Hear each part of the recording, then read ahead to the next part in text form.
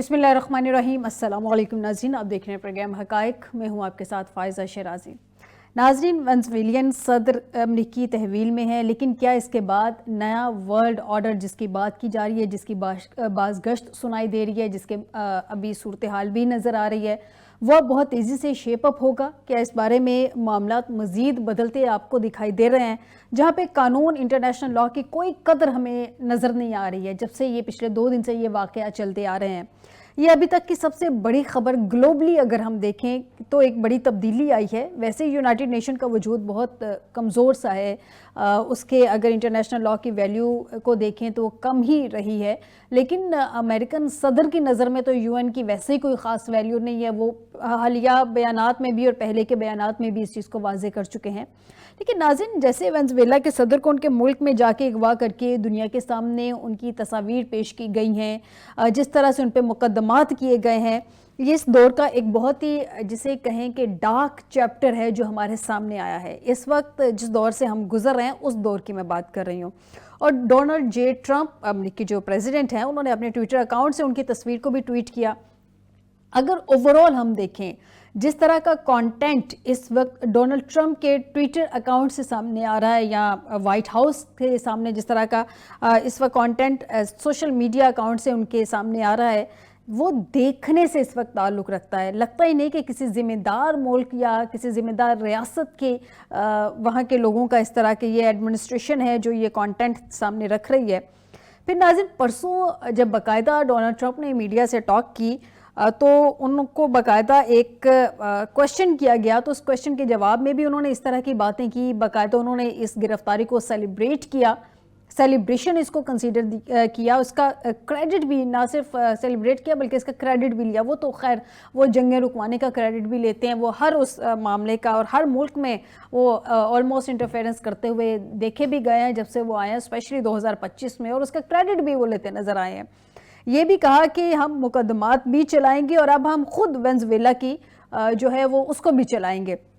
जो हुकूमत है वेनेज़ुएला के अंदर नाज़रीन, उसमें आईनी अदालत ने वहाँ की नायब सदर डेल्सी को फ़िलहाल वो अमूर हुकूमत चलाने का हुक्म दिया है। वो अमूर हुकूमत संभाल चुकी हैं, लेकिन अमरीकी सदर इससे अपोजिट चल रहे हैं। अमरीकी सदर कहते हैं कि नहीं, अमूर हुकूमत वो चलाएंगे। इस बात को जब पूछा गया, दोबारा सदर ट्रंप से सवाल किया गया, दोबारा उनसे इस बात को कंफर्म किया गया, तो उन्होंने कहा कि जिससे हम राज़ी हैं, जो हम करना चाहते हैं वेनेज़ुएला में, वही होगा। डेल्सी इस बात को डिनाइल कर रही है, वो डिनाइल दे रही हैं, वो कह रही हैं कि नहीं, जो हैं वही सदर हैं जो गिरफ्तार हुए हैं और वही रहेंगे और हम अपने मुल्क को प्रोटेक्ट करेंगे। अब इस सब में मामला आके कहाँ रुके हैं, इस सब पे बात करेंगे प्रोग्राम के पहले हिस्से में। प्रोग्राम के आखिर में बात करेंगे, मुज़ाकरात की बात तो होती है नाज़रीन, लेकिन रुकावटें अपनी जगह खड़ी रहती हैं। मुज़ाकरात क्यों नहीं हो पा रहे, रुकावटें एग्जैक्टली किस जानिब से हैं? ये जो पिंग पोंग गेम खेली जा रही है, टॉक टॉक फाइट फाइट चल रही है, ये आखिर मामला किस नहज पे बैठेंगे, चलेंगे भी आगे या नहीं चलेंगे? मुल्क की दाखिली सूरत हाल का जायज़ा लेंगे सियासी अंदाज में कि सियासत की इस वक्त क्या सूरत हाल है। प्रोग्राम के आखिरी हिस्से में आपको बताएं कि प्रोग्राम के पहले हिस्से में हमें ज्वाइन किया है मेजर रिटायर्ड मीसम रज़ा साहब हैं, डिफेंस एनालिस्ट हैं। बहुत शुक्रिया मेजर साहब आपका हमें ज्वाइन करने के लिए। अस्सलाम वालेकुम मेजर साहब। सर, अमेरिका ने वेनेज़ुएला के खिलाफ जो जारियत की है, जिसमें उसके प्रेसिडेंट को कैप्चर करके न्यूयॉर्क मुंतकिल कर दिया गया, अमेरिकी सदर इसको मतलब इसको सेलिब्रेट भी करते नज़र आ रहे हैं और इसको वो कह रहे हैं कि अब वेनेज़ुएला की जो मामलात हैं वही चलाएंगे, और जिन अज़ाइम का उन्होंने इजहार किया है उस पर इनिशियली आपकी राय क्या है सर? बहुत शुक्रिया फायजा, आपने मुझे इस मौजू पे अपने साथ लिया है जी। और मेरा आपके चैनल पे ये पहला प्रोग्राम है और मैं मशकूर हूँ आपका, आपने मुझे इस काबिल समझा। शुक्रिया सर। देखें, ये जो बात आपने की है, ये बात निकलेगी तो दूर तलक जाएगी। ये वो कौमें थी जिन्होंने हमें जमहूरियत के लेक्चर दिए, जिन्होंने सॉवरेनिटी के लेक्चर दिए, जिन्होंने हमें इंसानी हकूक और जो क्रॉस बॉर्डर एक जो हमारी एक तहफ़्फ़ुज़ था, उसके बारे में हमें सिखाते थे कि इंसानियत क्या है, तहजीब क्या है। ये बज़ाहिर हम जब से हमने होश संभाली है तो हमें यही बताया जाता था कि जो ये क्रॉस बॉर्डर तहजीब है वो क्या है, और राइट्स क्या है, यूनाइटेड नेशन क्या है, सिक्योरिटी काउंसिल क्या है, ये सारी चीजें जो है वो हमने सुनी, इनके बारे में पढ़ी। लेकिन आज जो दुनिया ने देखा वो दंग रह गए, वो शस्त्र रह गए कि किस तरह एक पावर जो है, किस तरह एक माइट जो है वो अपना नैरेटिव मुसल्लत करने के लिए और वो अपनी बात न मानने की वजह से किस तरह वो अपने पावर जो है वो उसके कैपिटल में लैंड करती है, उनके प्रेसिडेंट को सोते हुए उनके बेडरूम से और उसकी बीवी समेत उनको निकालती है, और इसको फिर पूरी दुनिया के सामने प्रचार किया जाता है कि वी हैव डन इट। मैं दुनिया कुछ भी कहे, मैं एक प्रेसिडेंट ट्रंप के बारे में मैं एक रिमार्क्स जरूर दूंगा जी प्लीज। कि वो बंदा सच्चा है, वो मुनाफकत नहीं करता, उसके अंदर डिप्लोमेसी नहीं है, वो जो कहता है वो करके दिखाता है। He doesn't believe on any courtesy, he doesn't believe on any diplomacy। आपको याद होगा जब इन्होंने 2 बिलियन बैरल का उनका शिप पकड़ा, तो एक सहाफी ने एक प्रेस कॉन्फ्रेंस में उनसे सवाल पूछा कि आप उस तेल का जो वेनेजुएला का आपने पकड़ा है उसका क्या करेंगे, तो उसने कहा we will use it, we might sell it. तो इवन उसने उठते हुए ये भी कहा कि वो जो शिप भी पकड़ा है हमने वो भी वापस नहीं करेंगे। तो अब ये देखने की ये इस अमल की जरूरत है कि ये जो दुनिया है, अब ये जो नया वर्ल्ड ऑर्डर सेट होने जा रहा है वो क्या है, वो वही है फायजा जो एक लॉ जो शुरू से एक चला आ रहा है जिसको कभी फना नहीं है, और वो है माइट इज राइट। ये आपको कोई बचाने नहीं आएगा। यही वेनेजुएला था जिसके अंदर चाइना की काफी हैवी इन्वेस्टमेंट थी, यही वेनेजुएला था जिसकी सिक्योरिटी के बारे में रशिया काफी कंसर्न था, और इसके ऊपर अभी उनके सख्त बयान भी आए हैं, मगर वो बयान क्या उस मुल्क की सॉवरेनिटी को, उस मुल्क की इज्जत को बचा सके हैं? नो। आपने अब बचेगा वही जिसके पास अपना इंडिजिनस इस वक्त सिक्योरिटी सिस्टम मौजूद है, और वो इतना मजबूत है कि वो उस मुल्क की तरफ आंख उठाने से पहले कोई 10 दफा सोचे कि अगर हमने इस मुल्क को हाथ डाला तो क्या हमारा हाथ सालिम वापस आ जाएगा या कट के उधर ही गिर जाएगा राफेल की तरह।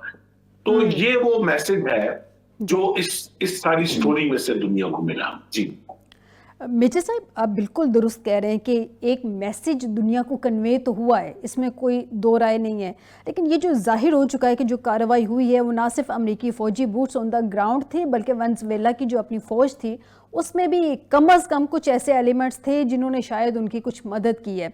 अब so there is a lot influx Venezuela के हवाले से, दुनिया के हवाले से सारे सबका मतलब आपने कहा कि एक मैसेज क्लियरली जाता है, लेकिन अगर मैं ओवरऑल आपसे पूछूं दूसरे ममालिक उससे क्या मतलब लेंगे, यानी कि उसके जो खत्ते के अपने ममालिक हैं जैसे कोलंबिया साथ है, क्यूबा साथ है, फिर पूरा लैटिन अमेरिकन साथ है, इस सब के अलावा जो दूसरे ममालिक हैं उनकी तरफ भी आ जाते हैं जैसे भारत है, रशिया है, पाकिस्तान और चाइना, ये सब इससे क्या अखज़ करेंगे सर?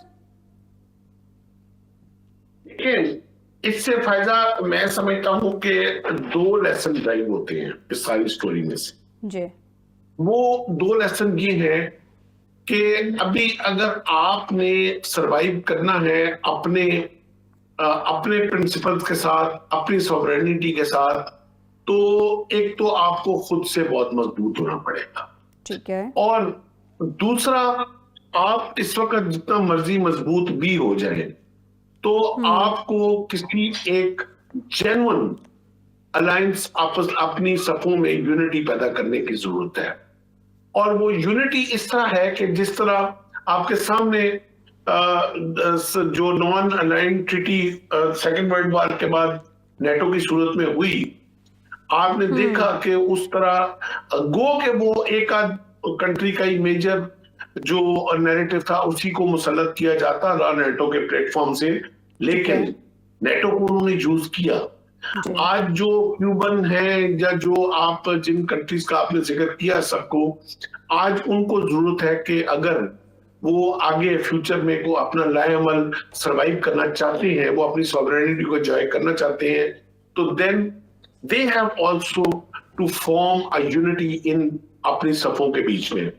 इसी तरह ये एक मैसेज हम मुसलमानों के लिए भी है कि हमने एक नाम निहाद जो ओआईसी बना तो ली है, लेकिन वो किसी किस्म की किसी अमली तौर पे किसी जो उसकी रेजिस्टेंस है वो कहीं एग्जिस्ट नहीं करती।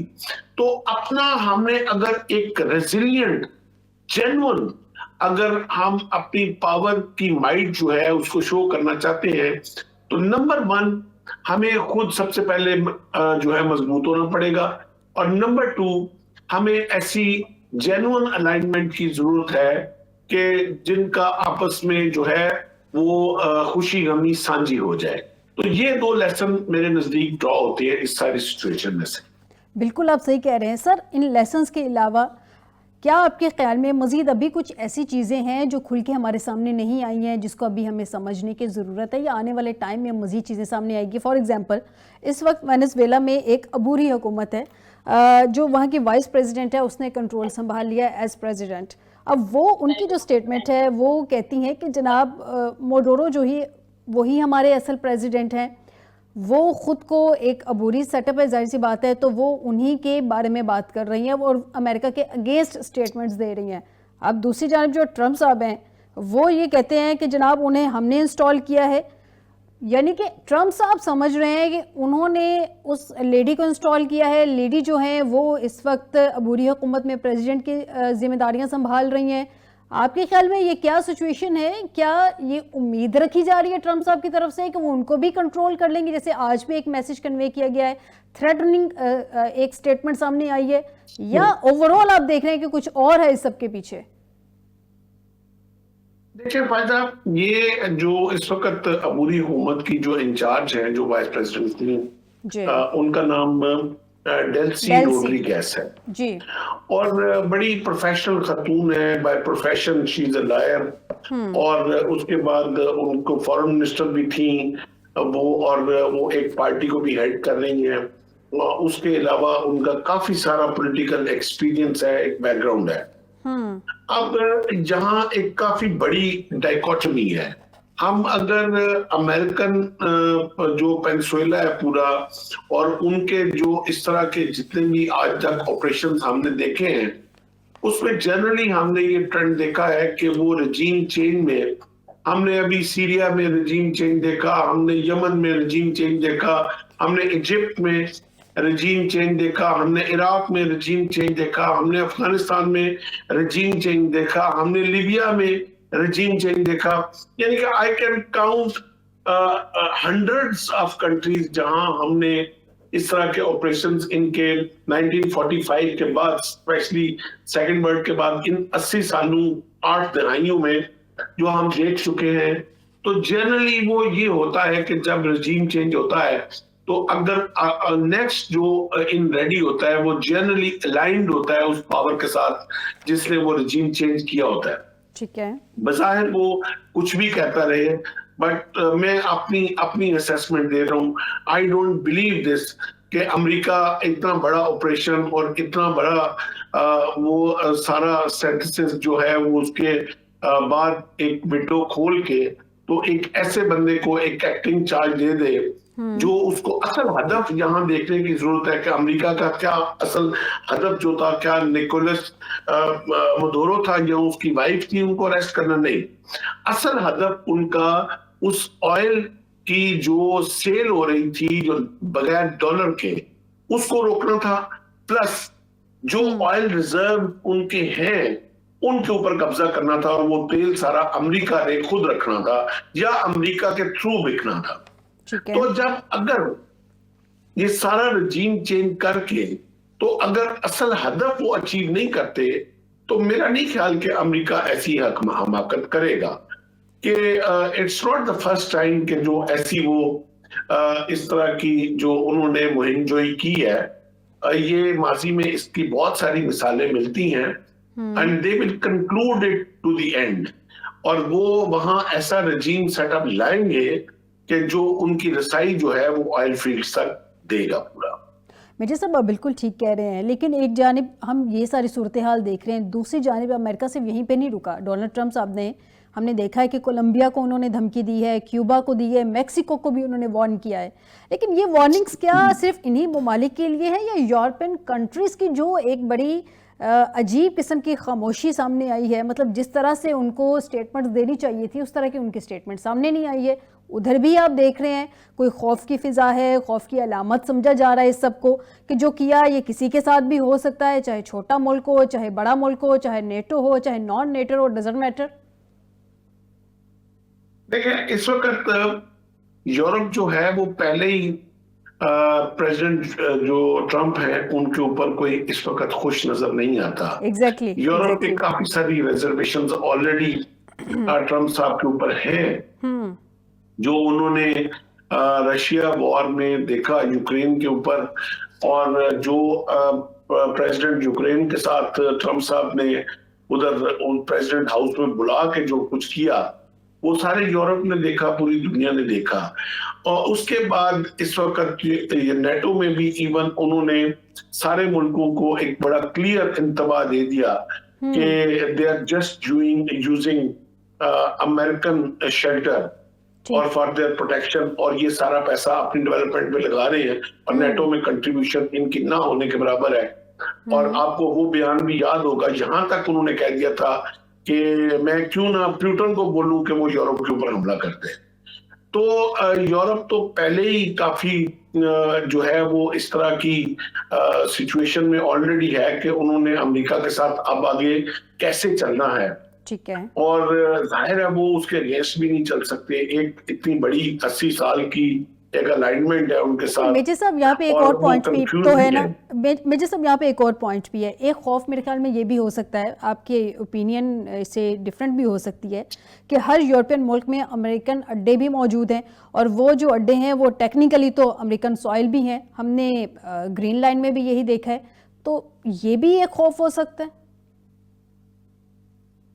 अभी तक वो ऐसा जो उनके अड्डों की मौजूदगी जो है वो खौफ की सिचुएशन नहीं है, ठीक है, क्योंकि वो अभी तक तो मिलिटरीली उनको कोई थ्रेट नहीं है अमेरिका से, और वो स्टिल दे आर अलाइन्ड। मगर देखिए वो उनकी जो उन अड्डों की जो प्रेजेंस है, that speaks the power of USA, that speaks their deterrence. और ये एक अब यूएस जो है ना वो अपनी एक, मैं सीधी सी एक मैं एक वर्ड यूज करने लगूं जो एक देसी टर्मिनोलॉजी है जिससे आपके सुनने वालों को समझ आ जाए कि भाईचारे के माहौल से निकल के अब वो दादागिरी वाले माहौल में आ रहा है। और जब इंसान दादागिरी वाले माहौल में आता है तो किंग्स हैव नो फ्रेंड्स, ये एक यूनिवर्सल लॉ है। तो अब जब वो इस वाले मोड में ट्रांसफर हो रहा है और न्यू वर्ल्ड ऑर्डर जो सेट होने जा रहा है वो इसी मोड का है, तो इसमें there is no friend for the king. अब उनको अपने इंटरेस्ट को देखना है, जिस जिस चीज में अमेरिकन इंटरेस्ट उनको ठीक लगा वो कंट्री जो है वो उनके साथ उस लेजिटिमेसी को एंजॉय करेगा, ठीक है, और जिस कंट्री के साथ उनको वो इंटरेस्ट अपना न लगा तो वो उसके लिए फिर अपने प्रिकॉशंस जो हैं उसको लेने पड़ेंगे, चाहे वो यूरोप हो चाहे वो नॉन यूरोप हो। तो मेजर साहब जो वर्ल्ड वॉर 2 के बाद हम कहते थे, हमने देखा भी था कि रूल्स बेस्ड ऑर्डर होगा जिसमें international treaties, international law, norms, United Nation Security Council, इन सब की एक अहमियत समझी जाती थी डोनाल्ड ट्रंप के आने से पहले भी ऑलमोस्ट किसी हद तक। लेकिन अब हम जो देख रहे हैं, जो दुनिया में एकदम से तब्दीली है, नए वर्ल्ड ऑर्डर की आप बात करें, मैंने भी अभी बात की है, जो दुनिया में इस वक्त चल भी रहा है, स्पेशली वेनेजुएला के साथ जो कुछ हुआ, इस सब के बाद तो इसकी फिर कोई अहमियत ना रही ना मेजर साहब। तो ये सब चीज़ें कहाँ स्टैंड करेंगी? मैंने तो, अगर आपको याद हो, मैंने तो अपने प्रोग्राम के स्टार्ट में ये चीजें बोली थी कि एक वक्त था जो हम जब से पैदा हुए थे तो इन चीजों का एक रोल सुनते थे, अपने टेक्स्ट बुक में यूनाइटेड नेशन का रोल पढ़ते थे, ठीक है, और एक भरम था हमारे ऊपर। खैर पाकिस्तान को as far as Pakistan is concern, हमें तो कंसेप्चुअली बहुत अरसे से ही क्लियर हो चुका हुआ था कि यूनाइटेड नेशन का रोल क्या है। हम तो आज 70 साल से जो रोग हम रो रहे हैं और राग अलाप रहे हैं कि कश्मीर की जो हक खुदरादियत है, वो यूनाइटेड नेशन ने जो खुद 1948 में रूल पास हुआ है, आज तक यूनाइटेड नेशन उसको इम्प्लीमेंट ना कर पाया। गजा के अंदर इतनी जेनोसाइड हुई है, आज तक यूनाइटेड नेशन ने अपना कोई रोल इफेक्टिव वहां ना प्ले कर पाया।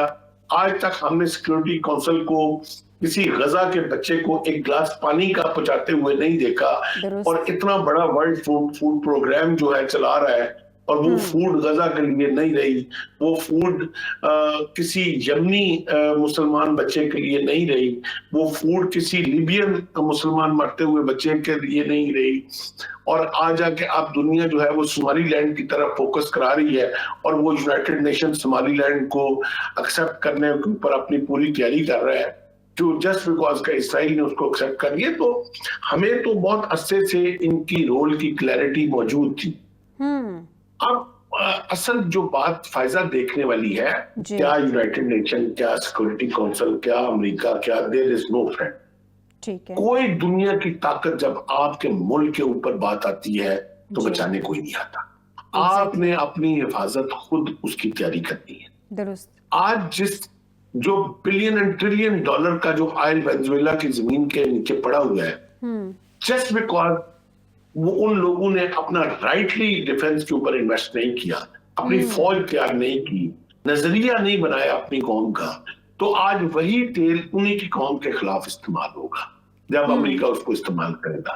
पाकिस्तान को अल्लाह पाक ने इससे जो सबक हासिल होता है, जो अल्लाह पाक ने पाकिस्तान को एक फौज से नवाजा है, और उस फौज के अंदर जो प्रोफेशनलिज्म से नवाजा है, जिसका मुजाहरा मार्का हक में आपने देखा है, उसकी कदर हमें करनी चाहिए। और जो नाकदीन बैठ के बाहर जो पाकिस्तान के ऊपर या पाकिस्तानी फौज के ऊपर जो भौंकते हैं, मेरा ख्याल है ये वेनेजुएला का एक टेस्ट केस था ऐसे भौंकन वालों के लिए कि तुम लोग जिस कौम के ऊपर या जिस फौज के ऊपर बातें करते हो, जिस तरह मई में इस फौज ने इस कौम को सुरखरू किया और जिस तरह अपना रोल प्ले किया इस फौज ने अपनी कौम की हिफाजत के लिए। कल सियाचिन में हमारे कुछ ऑफिसर और जवान शहीद हुए हैं, जो कि उस ट्रेविस में आके उनकी गाड़ी गिरी, और मैं उनके घर वालों के साथ पूरी हमदर्दी रखता हूँ। कौन जाने कि इस वक्त मनफी 50 डिग्री के अंदर मुल्क की हिफाजत करना कितना मुश्किल काम है। I agree sir, daily basis पे हमारे यंग मेजर, यंग कैप्टन अपनी शहादतें दे रहे हैं, बिल्कुल दुरुस्त कह रहे हैं। I agree. तो ये चीजें जो है, आज मैं ईरान को देखें, ईरान कुछ भी था जी, 50 साल से पाबंदियां लगी हुई हैं अमेरिका की, मगर उसने अपनी फौज के ऊपर, अपने मिसाइल सिस्टम के ऊपर इन्वेस्ट किया, तो एक खुददारी के साथ, गैरत के साथ उन्होंने इजराइल को उस पे ऊपर रिस्पॉन्ड दिया। और आज दुनिया जो है वो ईरान को एक इज्जत की निगाह से देखती है। जब सदर निकोलस को जब हथकड़ियां लग के उनकी जहाजों में से तस्वीरें आ रही थी, तो उनकी पूरी कौम के सर जो थे वो शर्म से झुके हुए थे। और आप अंदाजा करें कि फायजा, कि आपको याद होगा कि 10 मई को आप समेत, आपके घर वालों के समेत, मेरे घर वालों समेत हमारे सर किस तरह फख्र से बुलंद थे। दुरुस्त, बिल्कुल दुरुस्त कह रहे हैं सर। मैंने कवर की थी तो सारी ट्रांसमिशन, और हम बड़े फखरी अंदाज में, मुझे याद है स्टूडियो में बैठ के जब हम ट्रांसमिशन कर रहे थे, तो जिस दिन हमने विन किया था, बड़े फखरी अंदाज में दैट इज फैंटास्टिक का मैंने इंडिया को कप चाय का लेके तो उनको याद दिलाया था। उस वक्त हमारे डीजे इस्पेयर साहब ने कहा था, आपकी दफ़ा हमने चाय पार्सल भिजवा दी है, आपकी दफ़ा नहीं हम पिला रहे हैं। खैर सर, एक लास्ट क्वेश्चन आपसे, इस वक्त जो हम गुफ्तगू है वो सिर्फ ये नहीं है कि वॉशिंगटन में हो रही है या वेनेजुएला में हो रही है। आई एम श्योर दुनिया के हर कैपिटल में, इंक्लूडिंग इस्लामाबाद, जो कुव्वतें बैठी हैं, जो माइंड्स बैठे हैं, उन सब में ये सोच पाई जाती होगी कि अब इसका क्या मतलब होगा, इससे जो मैसेज कन्वे हुआ है उससे हमने अपने रूल्स कैसे डिफाइन करने हैं, ख़ुद को कैसे प्रोटेक्ट करना है। आपके ख्याल में मतलब रूल्स ब्रेक हो गए तो ऐसा मतलब नहीं है कि रूल्स रहते ही नहीं है, कहीं ना कहीं नए रूल्स उसकी जगह ले लेते हैं। आने वाले टाइम में क्या देख रहे हैं, पाकिस्तान की पोजीशन क्या होगी?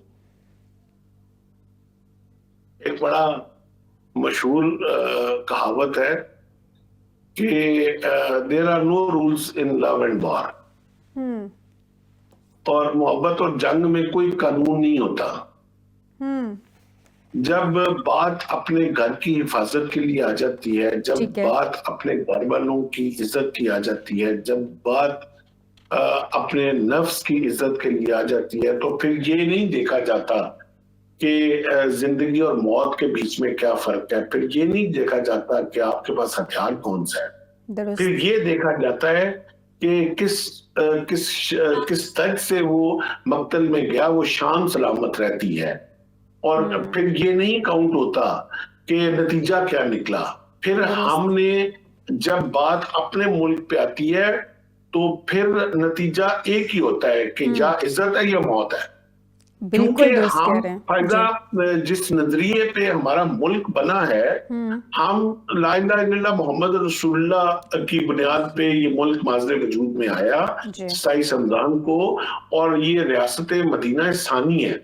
और नबी करीम सल्लल्लाहु अलैहि वसल्लम की ख्वाहिश के ऊपर जो उन्होंने कायद-ए-आज़म रहमतुल्लाह अलैह को ख्वाब में आके जो ख्वाहिश जाहिर की, तो उसकी बुनियाद के ऊपर ये मुल्क माज़रे वजूद में आया। तो इसकी हिफाजत करना हमारे लिए ऐसे ही लाजम है जैसे हरमैन की हिफाजत करना हमारे लिए लाजम मंजूम है। तो हमने किसी भी सूरत आज आपस में अपनी जो यूनिटी है उसके ऊपर पहली बात तो कॉम्प्रोमाइज नहीं करना, बिल्कुल अपने रिसोर्सेज के ऊपर किसी को इस्तेमाल होने की इजाजत नहीं देनी, और right is right and wrong is wrong का जो एक कॉन्सेप्ट है वो क्लियर होना चाहिए, हमारे दीन ने दिया है, उसको कायम रखना है। एंड लास्ट एंड फाइनल जो अल्लाह पाक हुक्म देता है, वातसिमू बिहब्लिल्लाह जमीअन वला तफर्रकू, को आप अल्लाह की रस्सी को मजबूती से पकड़ना है और आपस में तफरका नहीं डालना। बिल्कुल दुरुस्त कह रहे हैं, बड़ा खूबसूरत मैसेज सर आपने क्वेश्चन के आखिर में दिया। बहुत शुक्रिया मेजर रिटायर्ड मेसम रजा साहब, डिफेंस एनालिस्ट, आपने मुझे प्रोग्राम में ज्वाइन किया। नाज़रीन, एक ब्रेक की तरफ जाते हैं, ब्रेक से वापस आते हैं तो कुछ डोमेस्टिक पॉलिटिक्स भी डिस्कस करेंगे और इस टॉपिक को भी मज़ीद जो है वो डिस्कस करेंगे, देखेंगे कि मामला मज़ीद किस तरफ जा रहे हैं, वर्ल्ड ऑर्डर जो है वो क्या होगा, लेकिन इस ब्रेक के बाद।